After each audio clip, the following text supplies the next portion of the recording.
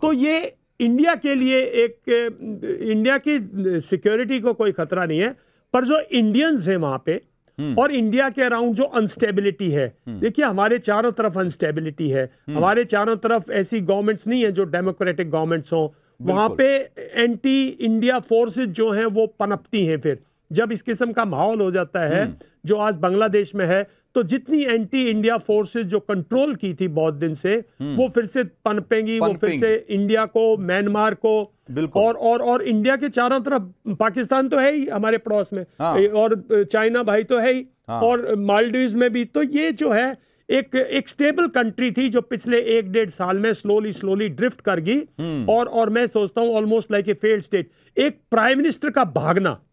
एक prime minister बदल देना, एजिटेशन होना, सरकार बदल देना, डिसमिस कर देना, कुछ भी कहो, लेकिन एक प्राइम मिनिस्टर का फिजिकली भागना, जब उसकी पूरी सेना उसके साथ है, जब उसकी सिक्योरिटी एजेंसीज उसके साथ है, और सिक्योरिटी एजेंसी ने तो दुभायत की है, जिस किस्म से स्टूडेंट्स को ट्रीट किया है, कहीं ना कहीं उनके अंदर एक एलिमेंट है जो कि बहुत दिन से इस ताक में था, किस दिन मौका मिलेगा, सरकार को मौका मिला और शेख हसीना को बर्खास्त कर दिया। बिल्कुल, मैं आपके पास फिर से आऊंगा, लेकिन इस बीच मैं आपको कुछ तस्वीरें भी, क्योंकि बांग्लादेश से अभी भी ढाका से तस्वीरें आनी लगातार आ ही रही है, और हम आपको तस्वीरें लगातार दिखा रहे हैं। बॉर्डर सिचुएशन को लेके ज्यादा परेशानी नहीं होनी चाहिए, ऐसा मैं मानता हूं, क्योंकि अभी भी जो हमारे एक्सट्रीमिस्ट हैं वो बांग्लादेश में एक्टिव नहीं है, उनकी रूट्स भी वहां नहीं है, थैंक्स टू हसीनास गवर्नमेंट के उसको उनको काफी वहां से अप्रूव कर दिया गया है।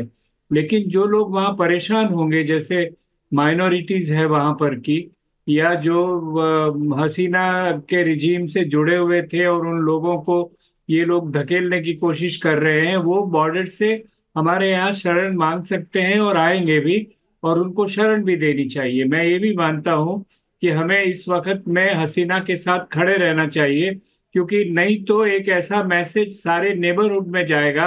कि हिंदुस्तान का जो दोस्त होता है वो क्राइसिस के टाइम पे इंडिया उसकी मदद नहीं करता। तो ये हमें इसकी बहुत सावधानी रखनी चाहिए। जहां तक जानकारी मिली है, शायद उन्होंने कोई राजनीतिक शरण मांगी नहीं है भारत में।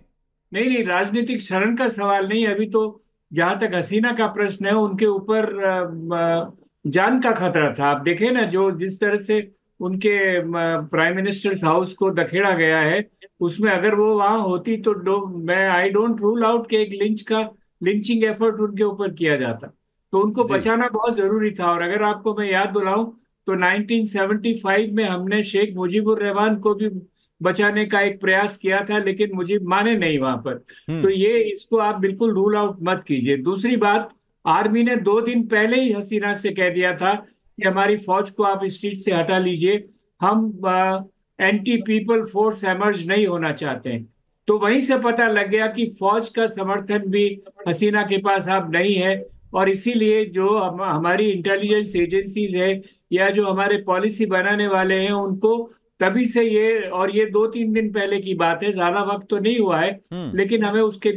ऊपर सावधान रहना चाहिए था। बिल्कुल, जो अब हुए हैं वो उसी वजह से हमने हसीना को बचाने की कोशिश भी की है। आगे वो कहाँ जाएगी उसका फैसला अभी हमारे पास में नहीं है। मैं समझता हूँ अगर वो हिंदुस्तान में रहना चाहती है तो उनको रहने दिया जाना चाहिए। पॉलिटिकल एसाइलम मैं उन लोगों के लिए कह रहा हूँ जो, आप देखिए, आवामी लीग का ऑफिस जला दिया उन्होंने, और आवामी लीगर्स के जो हसीना के सपोर्टर्स हैं उनके पीछे जाएंगे वो लोग, और उनको किसी न किसी तरह से नुकसान पहुंचाने की कोशिश करेंगे। और तो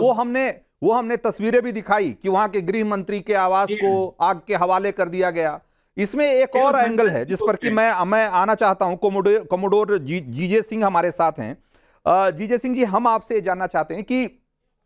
अभी हमने देखा कि ये जो प्रोटेस्ट है, ऐसा लगता है कि भाई ये सरकार के खिलाफ एक पॉपुलर प्रोटेस्ट है, एक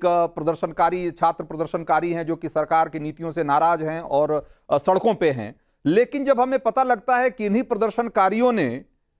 नोआखली में कुछ हिंदू लोगों के घरों में जाकर आग लगा दी, उनके घरों में तोड़फोड़ की, रंगपुर में 2 आवामी लीग के हिंदू नेताओं को लिंच कर दिया, मार डाला एक तरीके से, तो भाई अगर इस तरह की घटनाएं हो रही है तो आपको क्या लगता है कि ये सिर्फ एक हम इसको एक पॉलिटिकल अपराइजिंग है, पॉलिटिकल हम प्रोटेस्ट के तौर पे देखें, या इसमें वो कट्टरपंथी तत्व भी दिखाई देते हैं जिसको लेकर के भारत पहले भी चिंतित रहा है? देखिए रंजीत, बिल्कुल ये जो कट्टरपंथी के रिलीजियस जो सेंटिमेंट है वो दिखाई दे रहा है, क्योंकि मेरा ये मानना है कि इस टाइम सबसे ज्यादा खतरा जो है वो बांग्लादेश की हिंदू पॉपुलेशन को है। क्योंकि मैंने खुद वहां पे कुछ काफी देर तक रहा हूं, क्योंकि मैं पहले जब इंडियन नेवी था उसको छोड़ के जब मर्चेंट नेवी में गया तो मेरा वहां काफी आना जाना शिपों के ऊपर रहा है। मैंने देखा है बहुत ही क्लोज क्वार्टर से कि जो जब भी कोई प्रॉब्लम होती है इंडिया के साथ तो वो टारगेट सबसे पहले हमारे हिंदू कम्युनिटीज को करते हैं, मोर देन पाकिस्तान। पाकिस्तान में मैं समझता हूँ लेवल थोड़ा कम है, मगर बांग्लादेश में बहुत ज्यादा हो जाता है। उनको जैसे भी इनकी मर्जी होती है कट्टरपंथियों की, वैसे उनका लिंचिंग या कत्ल कर देते हैं, बच्चियों को उठा के ले जाते हैं। बहुत ही दर्दनाक सीन होते हैं। और इस टाइम जो ढाका बांग्लादेश के अंदर पोजीशन है वो बहुत वॉलेटाइल है, और हमें कोई ऐसा हमारी गवर्नमेंट को संदेश नहीं देना चाहिए कि जो के प्रो हसीना हो, क्योंकि अगर हम उसको यहाँ पे असाइलम भी देते हैं, रहने के लिए इजाजत भी देते हैं, तो वो हमारे अगेंस्ट जाएगी, हमारी हिंदू पॉपुलेशन के लिए बहुत बड़ा खतरा बन जाएगी और सिचुएशन वॉलेटाइल हो जाएगी। पाकिस्तान के अंदर ISI की इसके ऊपर कड़ी नजर है, वो इसका पूरा फायदा उठाएगी।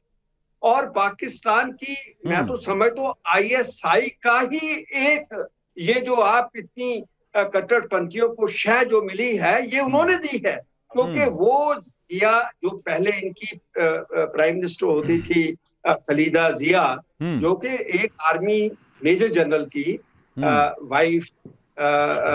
है और वो इसके ऊपर रूल कर चुकी है। वो प्रो पाकिस्तान थी, वो प्रो पाकिस्तान है, BNP जिसे ये कहते हैं, वो प्रो पाकिस्तानी है। और मेरा जो सबसे